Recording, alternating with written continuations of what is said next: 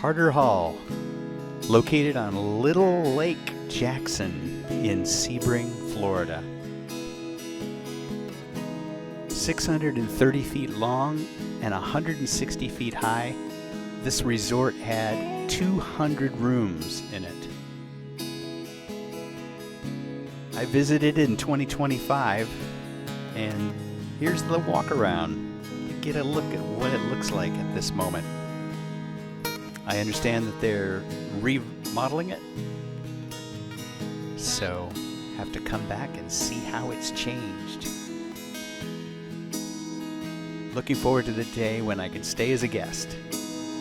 Let's take a walk.